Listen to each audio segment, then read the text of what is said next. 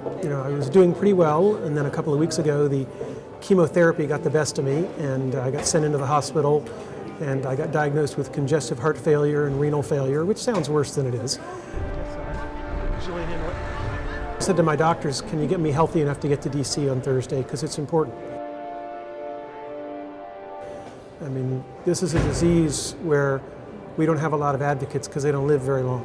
And so I don't know how much longer I have, but I want to spend it raising awareness and getting people to know about pancreatic cancer. Mr. Chairman, I would like to introduce Dr. Randy Pausch, who will be testifying about the critical importance about funding pancreatic cancer research. I'm here on behalf of the Pancreatic Cancer Action Network. Pancreatic cancer is a terrible, terrible disease. I became sort of an accidental celebrity because after I was diagnosed, and I want to be very clear, I'm a terminal cancer patient. I'm not even supposed to be alive today. In August, I was given 3 to 6 months. I've had very fortunate response to the palliative chemo, but this ain't going to last too much longer. As you said, I was in the hospital last Monday. I was diagnosed with congestive heart failure and renal failure. And I said to the doctors, can I get healthy enough to go to DC on Thursday? We don't have advocates for this disease because they don't live long enough. We don't have a Michael J. Fox because people die too fast. Pancreatic cancer is absolutely ruthless. I became an accidental celebrity because I gave a lecture at Carnegie Mellon after I was diagnosed. There's an academic tradition of the last lecture. Hypothetically, if you were going to die, what would you tell your students? I got to do it for real. I gave a lecture for my children, but I gave it in an academic setting. It got loose on YouTube, and damned if 6 million people haven't watched it. But I want you to understand that pancreatic cancer is one of those unusual diseases. The statistics are pretty clear. If you get it, you're dead within a year with a 75% chance. When you talk about survival, 4% of people make it to 5 years. When I presented first with symptoms, we thought I had hepatitis. When we got the diagnosis, my wife said, gee, I guess you'd trade for hepatitis. And I said, honey, I'd trade for AIDS in a heartbeat, in a flash. I'd love to trade for AIDS. This subcommittee is pretty familiar with AIDS. You were some of the first funding that was provided. I don't think we've beaten AIDS, but I think we've made huge progress against the disease that many people thought would be impossible. Pancreatic cancer right now is the 4th leading killer amongst cancers. More interestingly, it is one of the only cancers you can point to and say, in the last 30 years, we've made no progress. That's terrible. There are so many cancers where you can see, particularly with childhood cancers, where the 4% survival became 90% survival. It makes me feel really good to be an American to see the researchers let loose and win like that. With pancreatic cancer, I learned a new word, nihilistic. It means given up, too hard. I don't believe in too hard. I believe that by funding pancreatic cancer research, we will be going after the hardest problem.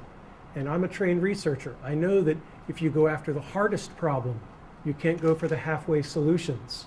I mean, not that I'm not a fan of chemotherapy and radiation. They've kept me alive, but the real answers are going to be in genetic, and things like pancreatic force you into those kinds of solutions because the halfway measures just aren't good enough against that strong a disease. This is a disease you can't protect yourself against. I never smoked, I never drank, I exercised every day, I tried to eat right, and it just comes like a thunderbolt out of the blue. Part of my job is to put a face on the disease. At the risk of being a little bit overly dramatic, I want to show you a picture. This is my family. This is Dylan. He's 6 years old. He loves dinosaurs. This is Logan. He's 4. He's Super Logan. He has a cape. He runs around the house, saving everyone. This is Chloe. In May, she turns 2. And this is my widow. That's not a grammatical construction you get to use every day. But it's not many diseases where you know it will be fatal. And I have metastasized to the liver and spleen, which means that I have 100% chance of dying. And there isn't anybody in the medical community who won't bet that I won't be dead by the end of the year. And this woman is going to raise these 3 children by herself very bravely, because I won't be there to help her. And all I can ask today is that everyone keep in their minds that pancreatic cancer is a disease that I think we can beat, but it's going to take more continued courage and funding from our government to help protect us from the things that we can't protect ourselves from. Thank you. Is there a starting point? Are there areas of research that should be looked at but are not being looked at? I'm a researcher myself, and I'm trying to become the most informed pancreatic cancer patient in the world. And I go and talk to the researchers, researcher to researcher, and I'll tell you, it pretty much stinks when I meet a hotshot researcher and I know I can just ask the question, which parent? We wouldn't have gotten very far with breast cancer research if we had only limited it to people who went into it because they lost their mother. People right now who are young researchers aren't heading towards pancreatic cancer research because it's wildly underfunded, and it's always been underfunded. I think part of the trick is to seed the junior hotshots with the kind of grants that are provided for young researchers. I think this is going to be cracked by somebody younger, somebody who comes at it with a genomic approach. But I think it's going to have to be a breakthrough. I don't think it's going to be another chemotherapy or radiation tweak. And I firmly believe that there are plenty of bright people out there that want to attack it. And what they need is they need the strong sense that the funding is there. Because I've been a junior researcher, and I've looked over in computer science, what shall I work on? And I know that the smart people work on what there's money to work on, because they're pretty ruthless in their careers, and they should be. So I don't think it's at all the same game it was even 10 or 15 years ago. I think that we've already made some strides in figuring out some of the genetic precursors, and there's no doubt there's a genetic component to this. I mean, as the previous speaker said, don't think I don't go to sleep every night without worrying about, are these kids going to get my genes? And people say, are you worried? And I say, well, the good news is pancreatic cancer doesn't normally strike until later. And if the money's there, I'd bet everything that by the time my kids are my age, we'll have it licked. If the money isn't there, then I wouldn't be very confident at all. Thank you very much for sharing your story.